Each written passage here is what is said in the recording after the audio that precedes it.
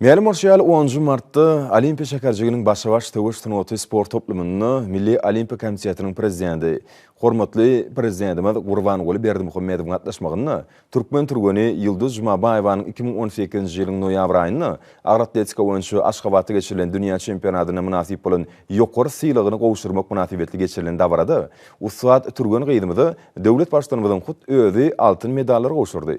Şerde agratletikaçy ýeňiji gyýdy, täze Avtolo sowat berildi.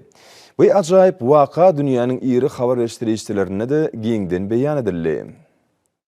Yurdumyzyň sport durmuşyna ajaýyp waka münasibetli habarlaryny we täzeliklerini giň halk köpçüligine ýetirip, dünýäniň iri habar beriş terişdeleri, hususan Euronews, Mir 24, Türkiýanyň habar beriş terişdeleri we beýleki teleradio ýaýlymlar, şeýlede internet saytlar gazanlan ýeňiş bilen ýaş turgany gutlap, oň ýetkinjekliň arasyna dünýä rekordyny täzelendigine üns çekdiler. 2018-nji ýylda dünýäniň iň güýçli turganlary Aşgabatda geçirilen agratletika boýunça dünýä çempionatyna güýçli ýnaşdy.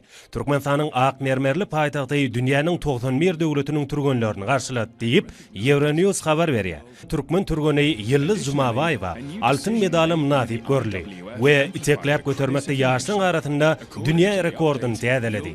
Sport budagynyň ötüşi Türkmenistanyň döwlet siýasatynyň ileri tutulýan uğurlaryndan biri bolup durýar. Soňky ýyllarda Türkmenistanyň uly gowrumly halkara sport şäherleriniň bir näseti geçirildi. Bugun bolsa Aşgabat şu ýyl geçiriljek veletrek boýunça dünýä çempionatyna ýarşyk dünýäniň iň ezber turganlaryny garşylamaga taýýarlyk görýär diýilip Euronewsyň habaryna nykdalýar. Mir 24 teleýaýlym bolsa öz habaryny Türkmen turganynyň dünýä rekordyny täzelendigini aýdyp, Türkmenistanyň prezidentiniň sagdyn durmuş ýörelgesini alyp barmakda bitirýän beýgi işlerini belläp geçdiler.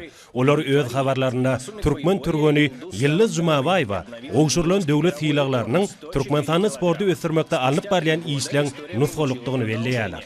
Türkiýanyň terti teleýaýlymlary öz habarlaryna Ýyldız Jumabayewanyň altyn medaly eýe bolmagy bilen bagly Türkmen turganyna mundan meýlekde ýeňişli ýollary arzuw etdiler. Hormatly prezidentimiz Gurbanguly Berdimuhammedowyň ýurdumynda ýaşlyň arasyna sporty höwetlendirmek bagyda alyp barýan beýgi işlerini, Türkmenistanyň sport awraýyny belende galdyrýan ýaşlyň kemali gelmegini şertlendirýändigini buýsan sülen nykdadylar.